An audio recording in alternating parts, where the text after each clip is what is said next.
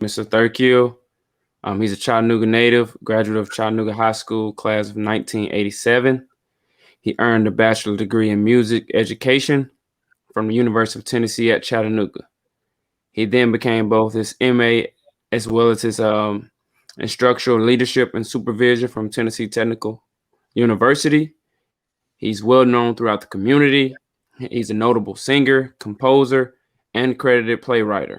He's wrote and directed and produced Dead Innocent, the Ed Johnson Story, and he's literally been in the Chattanooga acting theaters for more than 2 decades.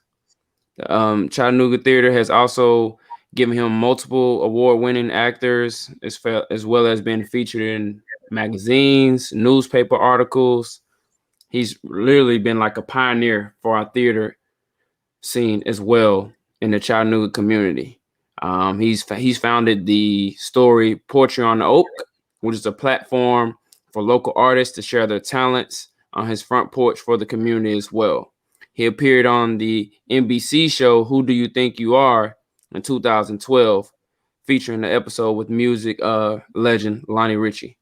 He's recently been featured on America Divided and has been recognized as one of the most distinguished citizens by the Hamilton County and the city of Chattanooga. Mr. Thirkill serves as the current principal of Washington Alternative Learning Center and has been employed by Hamilton County Schools for 24 years. In 2006, he became the first teacher to earn the National Board certification while working in the Hamilton County Schools. In 2008, he won the Trio Achiever Award as well. In 2013, the Hamilton County Education Association named him Principal of the Year. As you can see, Mr. Thirkill is very decorated, highly respected, and has a lifelong adventure of attributes and knowledge that we're excited to get from him today. So everybody congratulate him, and we're excited to have him on our podcast today. Thank you. What's up, Mr. Thirkill? How you doing, my man? I'm doing good. How are you guys? We're doing well. So this is Class in Session Podcast. I am Logan Taylor, your host. This is my co-host, Mr. Dontay Hampton, and we have a special guest for you all today, Mr.LaFredrick Thirkill. Some people call him Fred, some people call him Mr. Thirkill, but this right here is my guy. He actually gave us our first opportunity with bringing our curriculum development program into the school. So welcome, Mr. Thirkill. And how you doing today? I'm doing good. Just recuperating from a play performance last night, but all is well. Oh, wonderful. Well, I know you killed it, right? Of course. No, man. You my guy. That's why. I know. You know, he didn't know Samuel Jackson. Absolutely. I've been doing it for 30 years. I ought to be all right by now. I love it. So, Mr. Thirkill, let me ask you. So, what made you get into education? It's interesting that when I was a little kid, my sister and my cousin were older than I was, and they would go to school, and I'd be at home with my mom and grandmom and my stuffed animals and toys, and I used to take my mom's old checkbooks, with the carbon copies and things, and I'd teach my little stuffed animals and stuff, and I'd give them a carbon copy of the checkbook as their card, and I don't know. So I guess it was instilled as a desire at an early age, or as a calling, you might say, that I would enjoy teaching. And so from there, I coupled that with the love of music, and I was torn between whether I wanted to become a teacher or whether I wanted to become a musician. And so I decided to combine them and become a music teacher. Awesome. Now, was that hard being able to balance out the two? Because I know, having a passion for the arts, but then as well as having a passion for the education, was it hard to be able to balance out the two? Because, nowadays it's hard to balance things, because being in the education space, you take a lot of things home. as well as trying to balance family and your dreams and things of that nature? Well, it didn't feel like a job because it was both passions together. And so it felt just like something that I'd look forward to doing every day. So it didn't feel like a job. It was just something that I enjoyed and look forward to, to going to do every day. And so I didn't look at it like a job.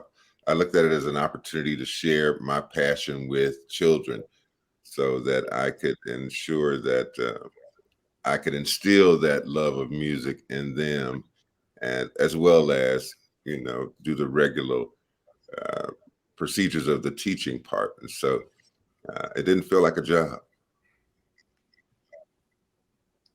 Awesome.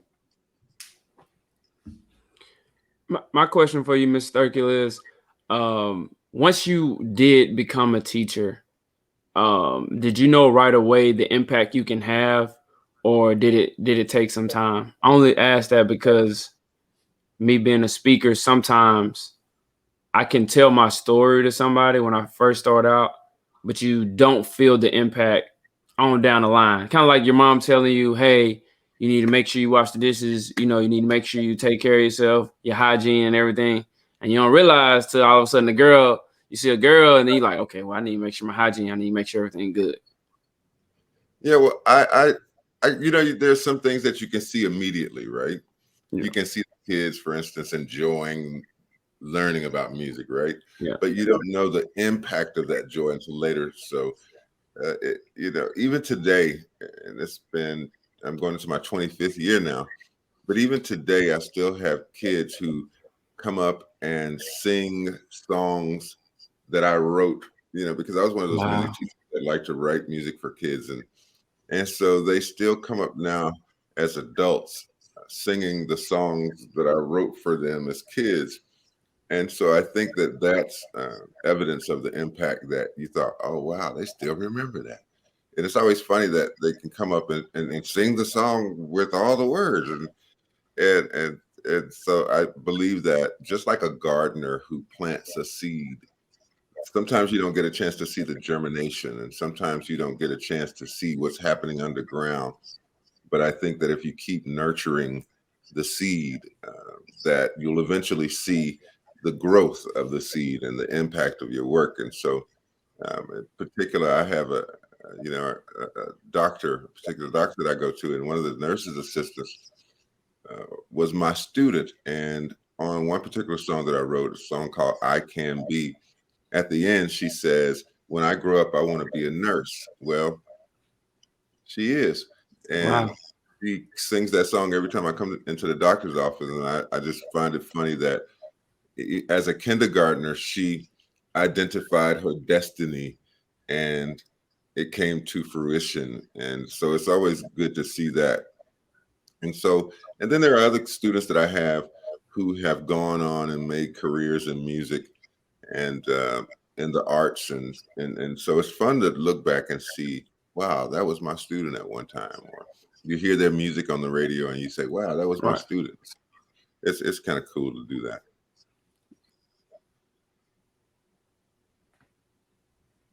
Awesome. All right. And Go ahead, Lo. oh no, so Mr. Thirkill, what I was gonna say was is let's talk about your journey in the education space. And so you started out as a music teacher first, correct? Hmm. What made you want to go higher into the education field? Because I know you've been doing this for quite some time. You are a legend in our community in regards to education and music and things of that nature. What made you say, you know what, I want to go even deeper with being an assistant principal, and then being a principal and things of that nature? I think that, that desire to impact children's lives, as a music teacher, I could do it from my classroom. Mm-hmm. And I could also do it, I guess, from some limited opportunity school wide, because in elementary school, every classroom comes to music, right? And so I was able to impact the students on a student level, school wide through that avenue. But the desire to impact the quality of instruction for all students came as you know, when I had the desire to become an assistant principal, because I knew then that not only could I impact their lives through, the classroom, but through administration, you get a chance to ensure that students receive a quality education in general from the teacher level down. And so it became a desire to support teachers to better support Yeah. students, which was still the ultimate goal of enriching the lives of kids. And so I did that for 4 years. And then I became a principal, and I've been a principal now going into my 12th year. And it is still that same thing, is to ensure that you can support teachers to better support students. And again, the ultimate goal is enriching the lives of kids. But again, it's an added layer of supporting teachers to be able to better support kids. Now, do you think in our safe space in Chattanooga, do you think there's a good, I would say, path or journey for somebody who wanted to get into administrative role? Like, I know my best friend, Coach Ward, he's a wellness teacher now, but at one point he was a dean of students, and then he was thinking about going into the administrative. Do you think there's a path already set for upcoming teachers or inspiring people who wanted to get into that administrative role for that responsibility? I think so. I think the one thing that you must not do is allow a boundary to define your destination. Okay. For instance, if you want to become an administrator and that's your desire to become an administrator, sometimes you may have to leave where you are to fulfill that dream, that passion. And so I think it's important that, if you get that opportunity locally, great. But if you don't, then don't let that stop you or your desire, because there is life and schools and opportunities beyond Hamilton County. Of course. And you have to you have to set your passion, and then you don't let any boundary to limit that passion. And so, my desire to become an administrator was that. However, had I not had the opportunity here, it would not have stopped my desire or my passion or my pursuit. I would have had to go somewhere else to pursue that. And there are local counties around Hamilton County that, and then now with charter schools, there are other opportunities within the county. Yeah. So you don't let anything stop that passion. It's funny you said that, charter schools. How do you feel about charter schools that are being, because in my opinion, I think they're flooding Chattanooga, which is growing, by the way, but I just felt they're flooding us when we already have so many schools in place that either are performing great academic or not performing up to statewide standards. Do you think there needs to be do we need to condense schools to better fit our population, or is charter schools okay as they continue to grow and build in our community? I used to think that we don't need any charter schools, right? But when you stop and you take a look and you stop being selfish, you understand that the educational model that we have in the United States is still based on a 70s industrial model, where we support students to become workers instead of thinkers or innovators. And I think what charter schools or other types of schools offer now are interesting ways and various ways that kids can explore education, as opposed to that traditional 70s model of what we call didactic teaching, where you have a person standing up there in the in the classroom. They're the sage on the stage, and they're delivering all the education, and kids don't get a chance to engage in their own learning opportunities. So you get things like the STEM school that allows kids to explore, the technology side of learning, or you get the school that focuses on the performing arts. We have Mm. magnet schools are somewhat like charter schools because they offer a different path. Right. And I think that we have to understand that kids learn differently now, and there are more exciting ways to learn.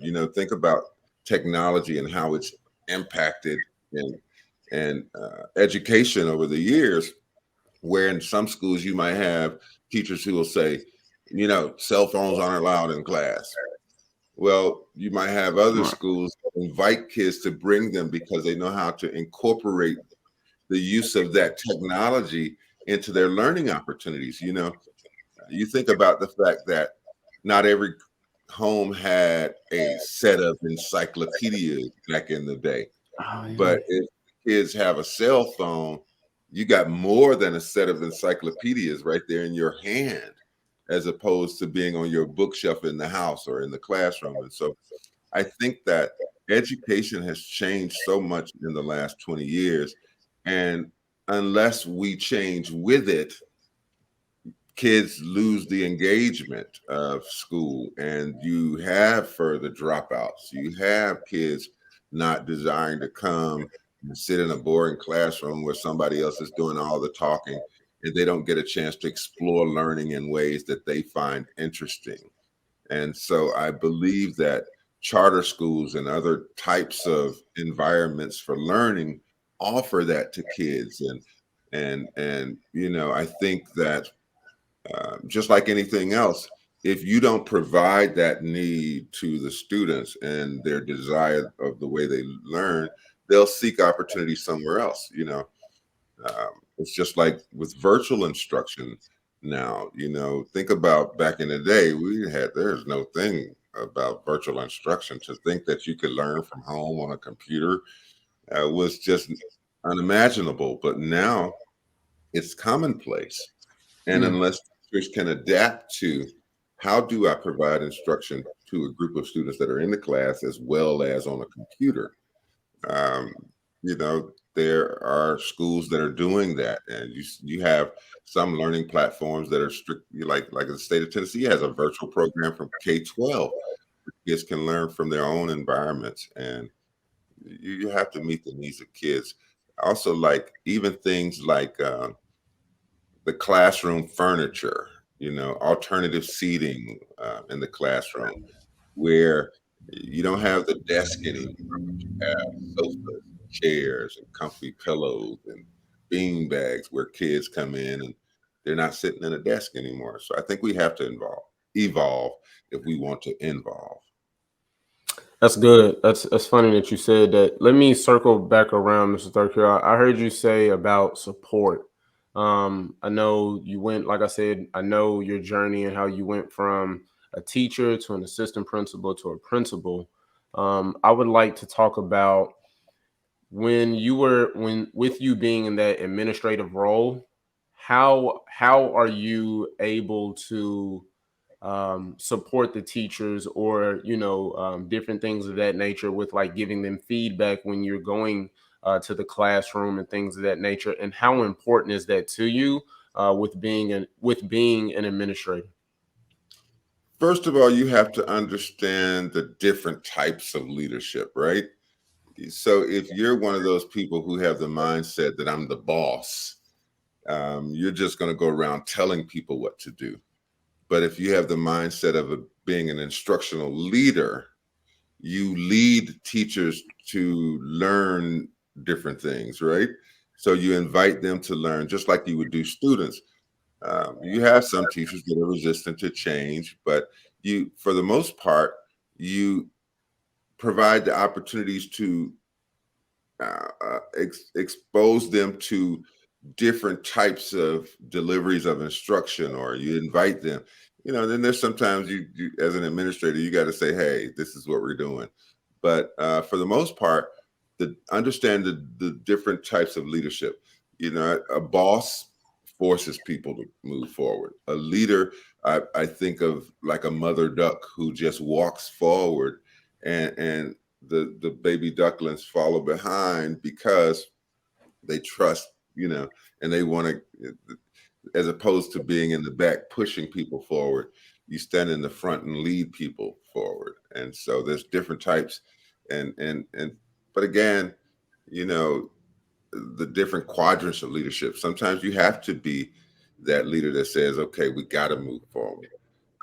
Whereas there are opportunities for you to invite people to move forward. So there's no one set way to be a leader. You just have to figure out what's the best way to lead. Okay. All right. Wonderful. And so, what worked for you? What worked for you with being, a leader? Because I know people on the outside looking in, the perception of being a principal, they look at a principal as just a person that just push papers, push papers, push papers. But if you're not in the education space, then you really don't know. And so, if you could just go into detail about that, of like what it looks like, and how are like I said, cultivating those relationships with the people that are under you when you're running the school and things of that nature. Well, as an administrator, I like to be in the classrooms. I like to be in the hallways. I like to be amongst the kids, amongst the teachers. And the last place you'd find me is in my office. And you have to set what I call office hours so that you can go in and do the administrative paperwork. But the real joy comes when you are able to be inside the learning environments, and you might see an opportunity to share with a teacher. And of course, you do it privately, or you do it in a supportive way that invites them to think about different ways to provide instruction. But you have to be in the moment, and you have to be engaged in the learning. And for the most part, like for instance, when there are teachers who are attending professional development opportunities, you want to be there with them because they see if you're interested. It's like a kid that you're trying to get to read a book. If your kid sees that you enjoy reading a book, then more likely they're going to want to read the book, or they're going to want to start reading. So Right. you have to be that example of the leadership that you believe in, and make sure that again, throughout that journey, that you are supporting teachers. But it's different ways. And so again, there's no one set way, but I found that my best way was, being in the classroom sometimes saying, hey, have you ever thought about this? Or, that was a great job that you did there today with that example. But think about it like this. Have you ever thought about it this way? You know, Howard Gardner is a psychologist who identified different ways that kids learn, and it's called the multiple intelligences. And he worked in a school with special needs kids, and has identified at least 9 different ways that kids learn.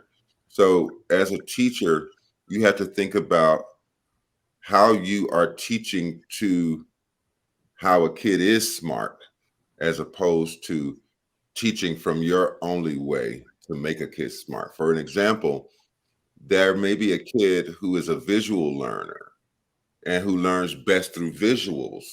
So as a teacher, when you're planning instruction, although you may not be a visual learner yourself, you have to consider that, because that kid may miss your learning style.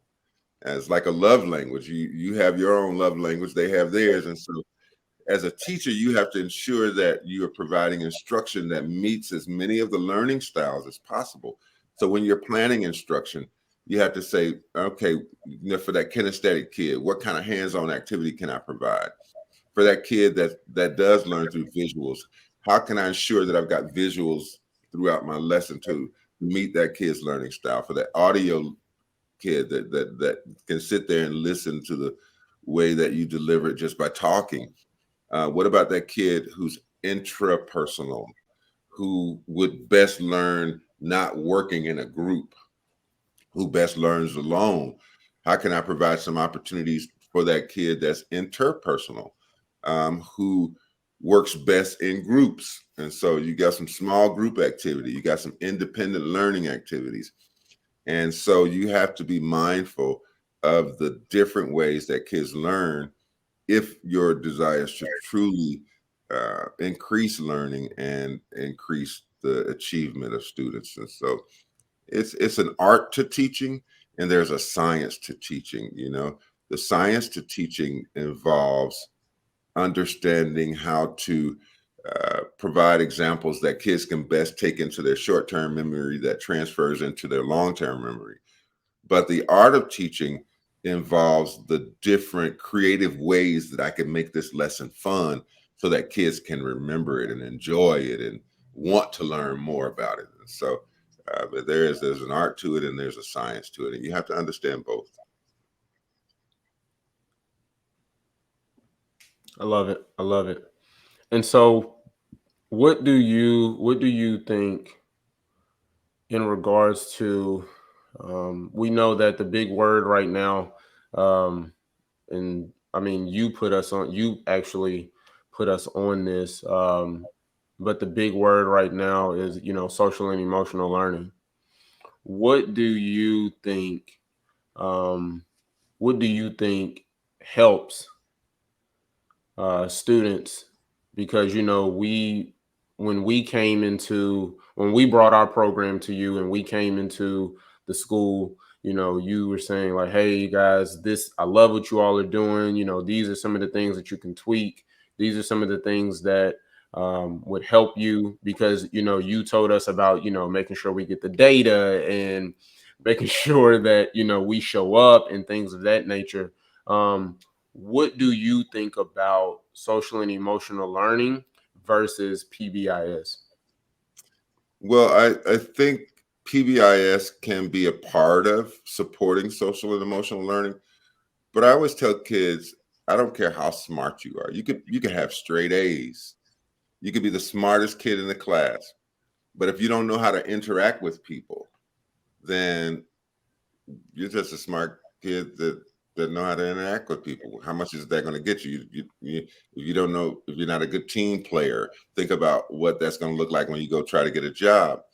But I also believe that we have to understand the total child. For instance, you can focus on the academics all you want to, but if you don't understand how to meet those social and emotional needs of kids, for instance, through the ACEs um, survey, understanding how trauma impacts learning. I would tell the teachers at Orchard Knob when I was there, when we do standardized testing, and of course that's a whole nother show, but think about give this kid a survey before you start your test. How are you feeling today? Are you hungry? Did you get enough sleep last night? Because you can adjust the time of the instruction. You can adjust as I would create the testing schedules, or the person that was responsible for creating the testing schedules, to encourage them to take into consideration. You don't want to walk right in the door, sitting down, taking a standardized test. Give the kid an hour to get settled in, because there may be that parent that may be running late. There may be that kid that may not have had anything to eat that morning. There may be that kid that just needs a short nap before the testing because they were up all night because of something that wasn't within their control. There may be that kid that didn't get a chance to sleep at home last night because mom worked third shift or dad worked third shift, and so they had to rush home that morning and get dressed. So kids bring a lot of baggage, and so do adults. And so you have to make sure that not only is the kid in the right mindset, but that you are also in the right mindset as the adults. You know, I think about um, a little girl that came to kindergarten at Orchard Knob one time, and her teacher brought her to my office, and she was like, "Mr. Thirkill, she just wants to come and see you this morning." And so I said, "Okay." She came to my office, and so I asked the little girl, "How can I help you?" and she wanted me to pray with her. And she wanted me to just pray with her because she'd seen her mom being arrested that morning as the bum rush crew, or the federal agents busted her door down to arrest her mom, and she see her mom being hogtied and taken into custody, and she was worried. You know, I remember a fifth grader one time on a day we were doing testing. Uh, she came in and she was worried because when she left the house that morning, she couldn't find her key to lock the door, and her mom had been up all night partying, and she was sleeping. She couldn't wake her mom up, but she had a 2-year-old sibling that was wandering around in the house, and she was so afraid that this little girl was going to come outside and get, be harmed or hurt or something. And so the behavior specialist and I went to the girl's mom's apartment to ensure that she was okay, and had to call the maintenance crew to come and knock on the door and go inside to just check on the mom, so we could come back and let the little girl know, hey, mom is safe. I talked to her this morning, she's good. And for her, that relieved her fear, or that relieved her tension, because she wasn't concerned about learning. And I think that unless we meet those needs of students, um, learning doesn't happen as good. We have to make sure that we meet the needs of the students so that we can ensure that learning happens best for them. I love it. I love it. I love it. Dontay, come on, man, jump on in here. All right, so I gotta ask because this is big right now. Is there a number or a value on education when it comes to recruiting teachers? And as far as let's say I was an aspiring teacher and I wanted to be a teacher, because everybody talks about now how everybody's underpaid. Is there a number that could for sure, let's say, stir the pot or open the box to where teaching or as educators look more appealing for the public eye, if there was a number? I don't think you could ever pay teachers enough. I don't. Is it possible for us to pause just a second? I hate to ask, but I'm at home and somebody's at my door that I need to. If not, fine, we can keep moving. We can't pause. Okay, so I think that there's no number that you can use to pay teachers enough. There's no number, because what would be that number? What would be that magic number that you could pay someone, right? I think that you have to be mindful to pay them a decent salary, a salary that ensures that they're being invited to come to education, and um, a salary that they can live off of and support their family.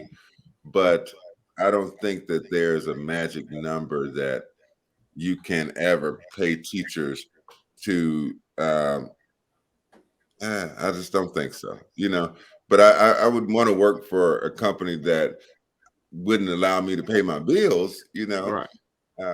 I think that there are competitive salaries, and some people look for the money, right? Right. But I was never one of those people who looked for the money. I was one of those people who was driven by my passion. And as long as I was able to meet my basic financial needs, I was okay. I wasn't one of those kind of people who was inspired to climb the corporate ladder and try to make all the money that I could make, because I understand that money doesn't necessarily provide happiness. Money doesn't. Money doesn't always fulfill that that social or emotional need that you may have. Right. Um, what I get a joy of is seeing how I impact kids. And so as long as I can do that, I can make sure that I'm meeting their needs. And so that was my thing. And so I don't know. I have different opinions about that. I think if you come in just solely focused on the money, you miss the opportunity to have an impact in kids' lives. I love it. But the only reason I asked that is because if I feel like if there was a foundation, not necessarily money, but if there was a foundation set for teachers, I Yes. think it would be more appealing. What I mean by that is for affordable housing, coming out Right. of college, things of that nature. If there was a program for you to get a house, get a car, I think that's possible to, at least get you on the highway. Yeah. You guys, they're not leaving. Give me 1 I got second. Give me one Okay. second. Don't pause. Give me 1 second.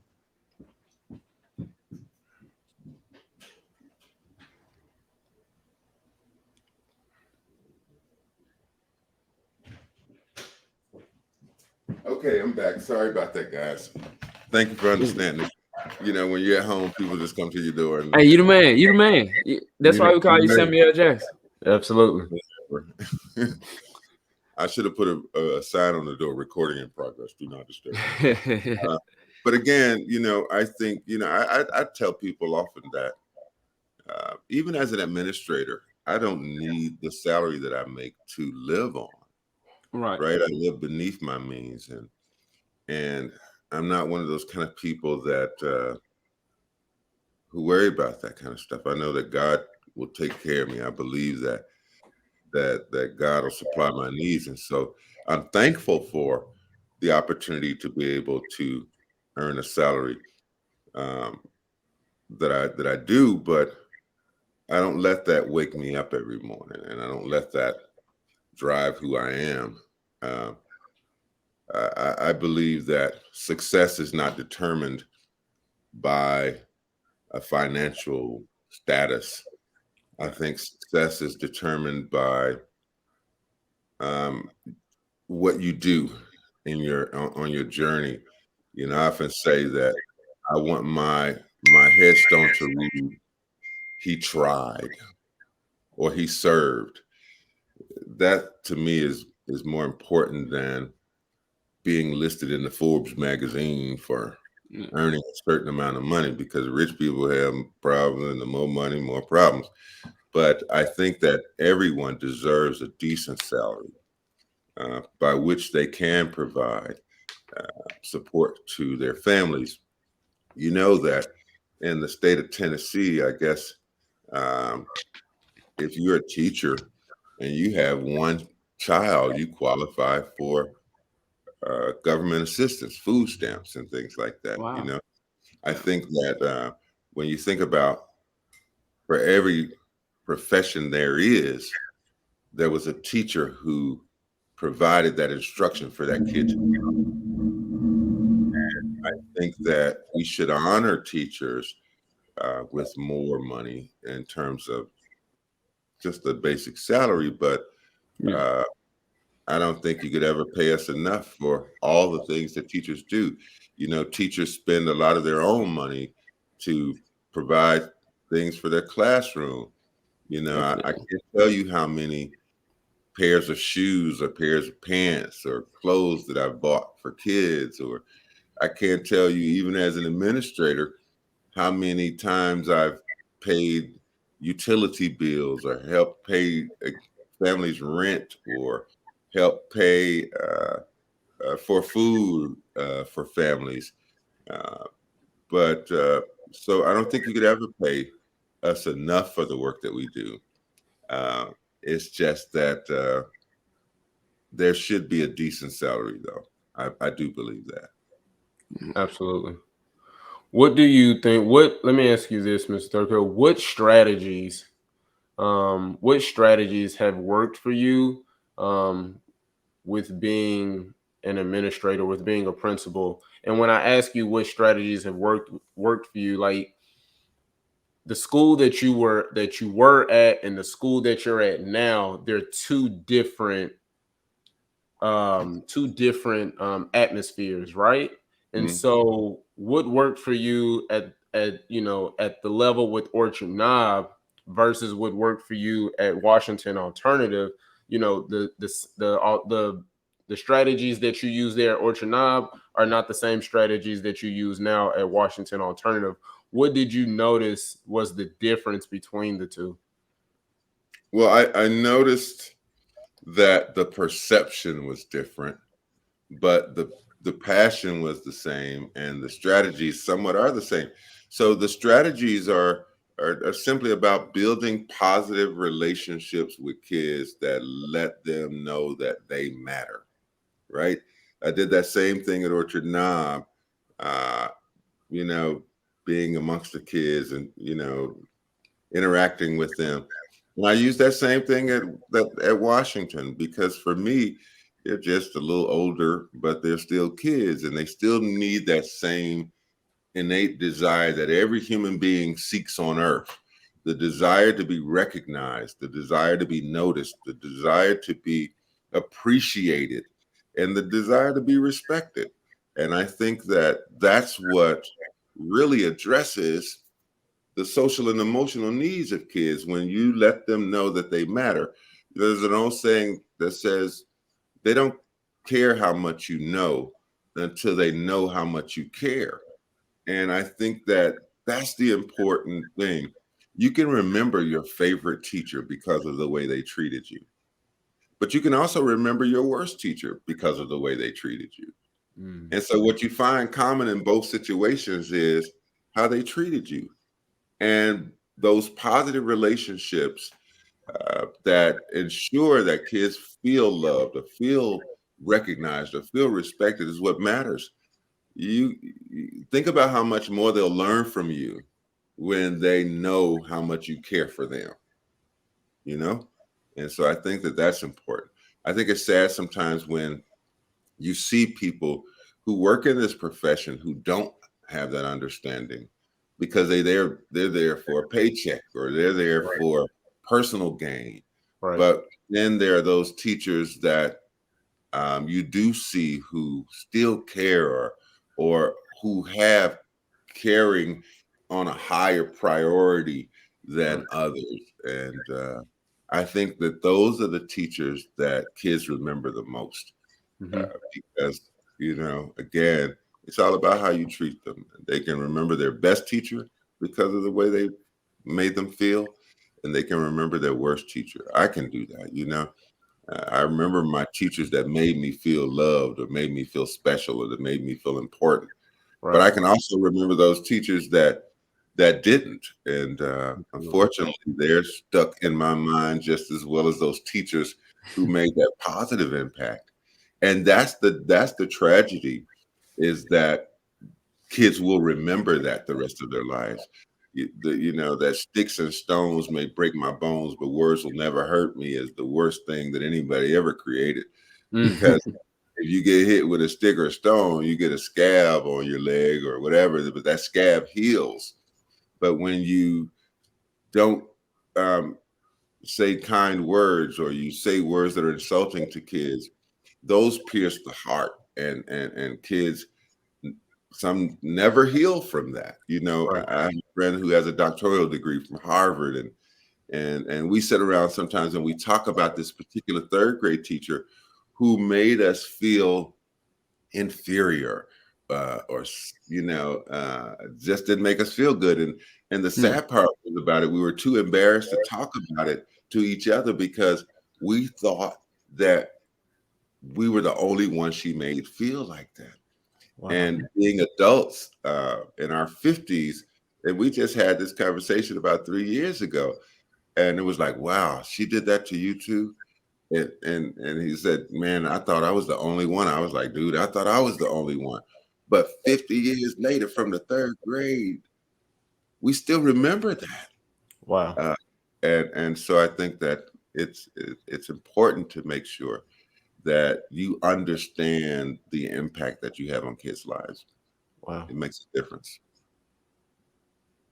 Absolutely. Dontay. All right, so I got one more for you.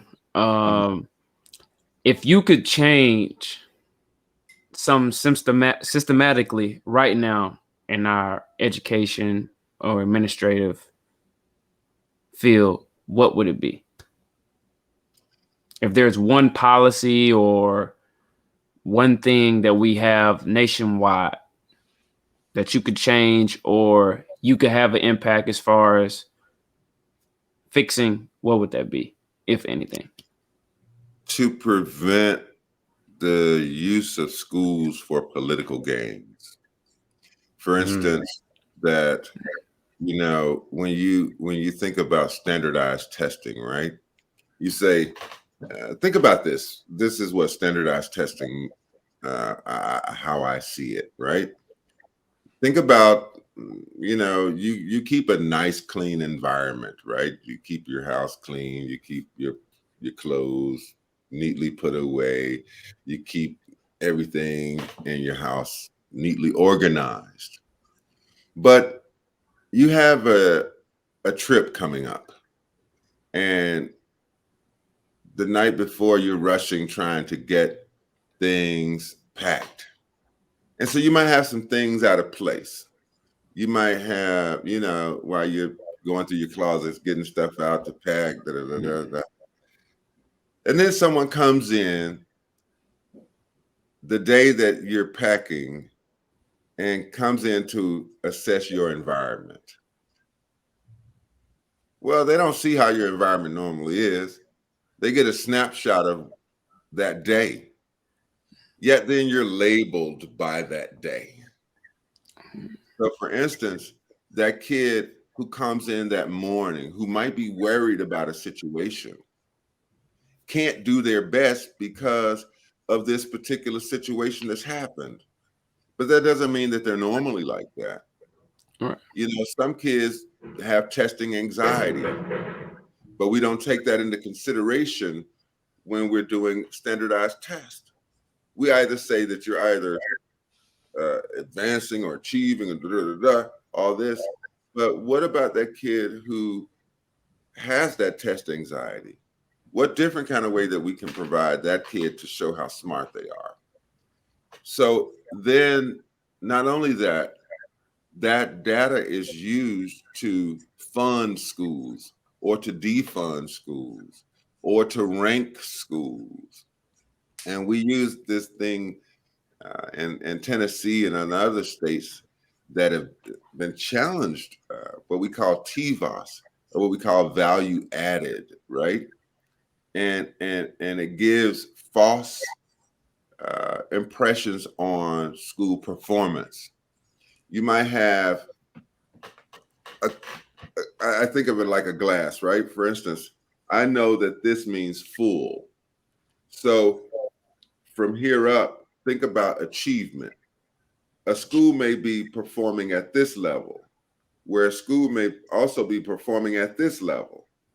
But if this school just brings it up a little bit, this school is labeled a level 5.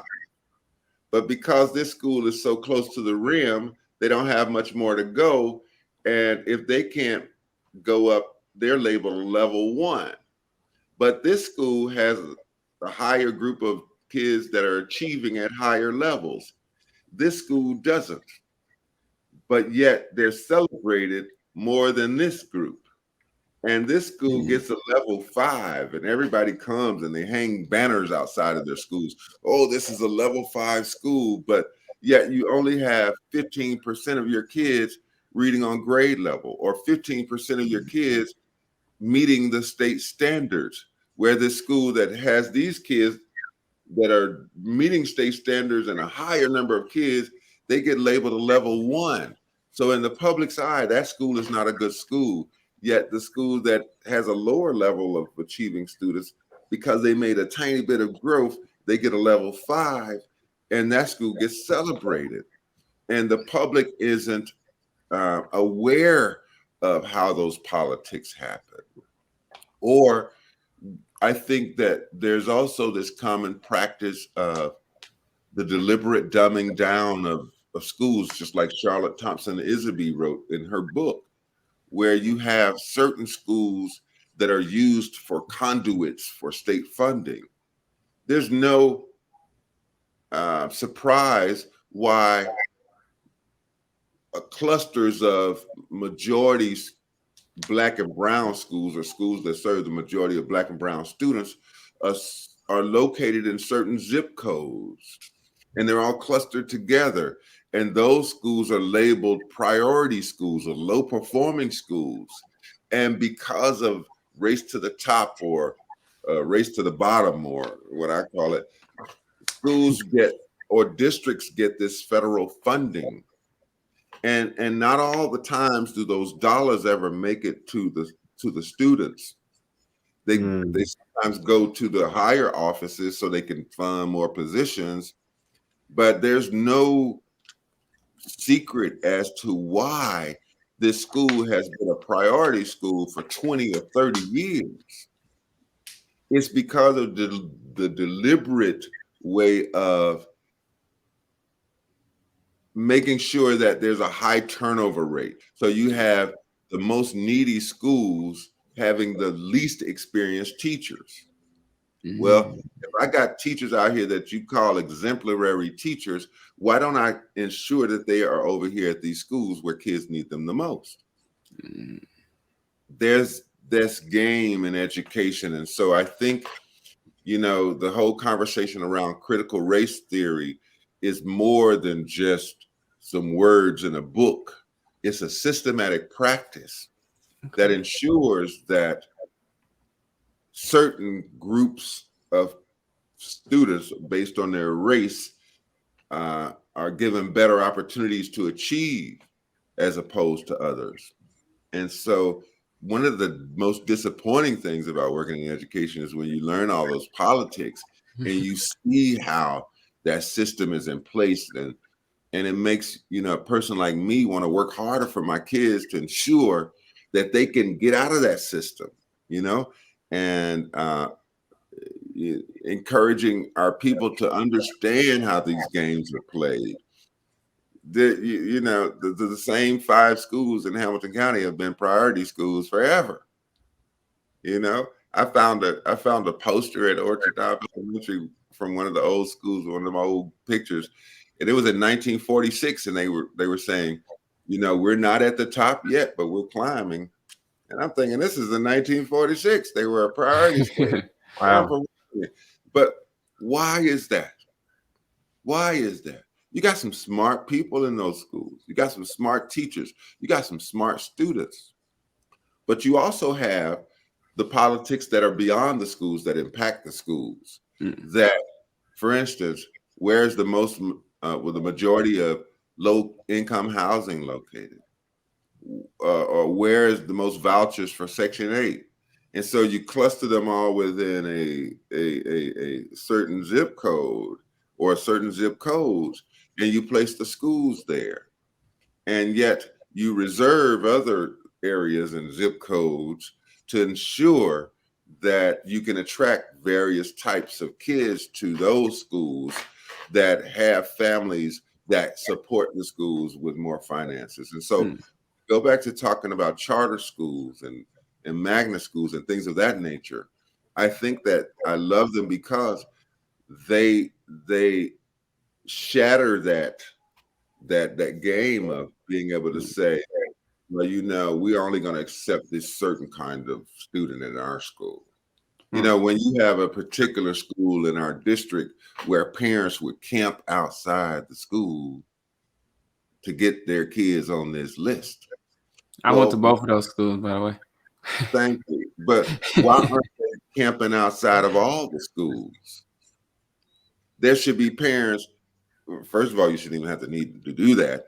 But if that's the case, you should see that happening at every school, because what's good for some is good for all. What's best for some is best for all, And I always say that if you don't invest on the front end, you're going to pay for it on the back end, because those same kids that you didn't invest in on the front end don't come break in your car, don't come break in your house, gonna move in your neighborhood and bring crime. Gonna cost your property value to go down. It's gonna cost your security on your home to increase. Is your tax dollars for incarceration is going to increase. So why not address it on the front end? It's a game. And there's a book called Power, Why Some People Have It and Some Others Don't. And in the book, it talks about the just right phenomenon. Sometimes right is wrong, and sometimes wrong is right. It's the game. And that's the one thing that I wish that would change. Thank you. Thank you. That was I good. love that. That was good. That was deep. I like That that. was real good. That was real good. All right, Mr. Thirkill. So, last question before we finish up here and wrap everything up. Last question. I know that you are getting ready to retire. So, I know your mind is thinking exit. I understand that. But where would you like to see education in the next 5 to 10 years? I know, like I said, I know that you are exiting out, so I know your thoughts are, your thought process is focusing on, after education. But if you were to decide to say, you know what, I may stick it out 5 more years or 10 more years, where would you like to see education in regards to serving our scholars and things of that nature? Yeah, and I've got a few more years, but what I do believe is that the pandemic, in some ways, was the best thing that ever happened to education. Oh, talk on it. Let me hear this. I believe that the pandemic shattered that 70s model mindset of teaching because, again, it forced teachers to understand the need to provide education in many different ways. Again, kids learning at home. Many teachers weren't used to that. Kids learning at home. Many kids weren't used to that. For those kids that are bullied or that don't fit in socially in that that traditional model of the classroom, were provided opportunities to learn in their safe space, which further engaged them, uh, providing the use of technology. You've got some teachers who are older teachers who weren't as technologically savvy as uh, as they once were. But even those teachers have had to shift and learn how to use technology in various ways. So I think that education should never go back to the way it was prior to the pandemic. And I'm thankful for the pandemic in that regard because it forced us to stop and take a different look at education. I think it forced to stop. It forced the world to stop to take a look at different models of even work. You got this business owner that says, "Hey, you mean to tell me I can provide this service and not have to have this physical building, or I don't have to have all these employees that I pay?" Da, da, da, da. So it forced us all to stop and think about the future differently. And I hope that this is just the launching of how we think of more innovative ways to provide instruction. Um, and I hope that that continues as a trajectory. But I also believe that, I always think about what's next. I'm always thinking about what's next. What's next? If I accomplish a goal, I'm thinking, okay, I've done that now. What's next? And as I've even thought about a model of a foundation that I've started already, it's called the Alternative Pathways Program. What are we going to do with those kids who graduate high school that may not ever go to college, that may have been an exceptional education or a special ed kid who's a very talented mechanic or a barber or whatever? What about a foundation that helps support these kids to become entrepreneurs or help them become business owners? Everybody's not meant to go to college, but everybody should have an opportunity to participate in the American dream and get a piece of the pie. So, what can we do for that group of kids? And so, I'm already thinking about ways that um, I'd like to support that particular population of students, still with that passion to help others achieve in life. And so I think that in education, we got to think about, just as they're doing now over at the former Marianne Garber School by Hardy, they're building this new industrial school where we take kids and teach them trades and teach them skills. Because although there is this great avenue for those that are in technology, we can't forget about those skills of the electrician that you're gonna need one day to come rewire your house. You're gonna need that plumber. You're gonna need that mechanic. You're gonna need that barber. You're not gonna sit down and let a computer cut your hair. You know, we got some computer-driven cars now. These Teslas and things like that. But somebody still got to put them together. Somebody still got to know how to build the parts to it and things like that. So you're still going to need those skilled laborers. And I think that we have to make sure that we provide an opportunity for all, and all means all. So we have to think about ways that we can make education more exciting, even with the e-labs that you've seen pop up in Hamilton County schools. Where kids can go into these e-labs and just let their minds go in creative ways and create things. Even at Orchard Knob, in our virtual, in our science lab, I invested in the 3D printers, and as a result, we were able to print a piece that that was used for a kid's prosthetic hand, and thinking about ways that kids can get involved in ways that can help society, and teaching them skills to do that. So I think that we got to keep moving forward. Education has to continuously evolve as society evolves.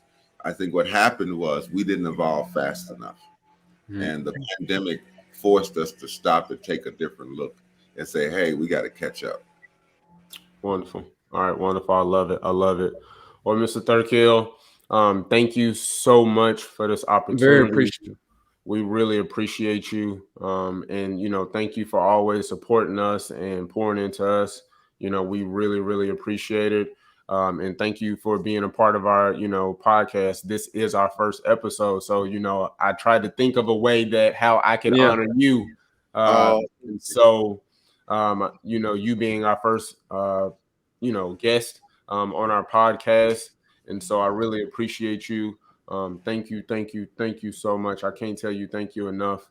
And again, and I'm very proud of you guys. I have my T-shirt that I proudly wear. Normal people scare me, and I think that that's very true.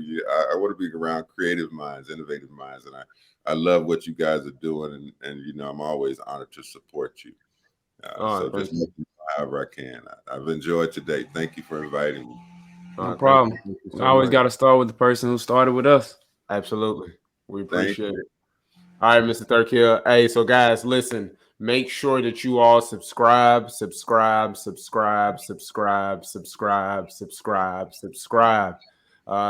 our podcast, Class in Session.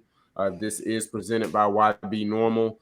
I am your host, Logan Taylor, and my amazing co-host, my partner in crime, my brother. We are locked in for life, Mr. Dontay Hampton. Yes. Again, Y.B.Normal, when you can be extraordinary. We appreciate y'all. Thank y'all for watching. We'll see y'all soon. Extraordinary. Thank you, guys. Peace. Yep.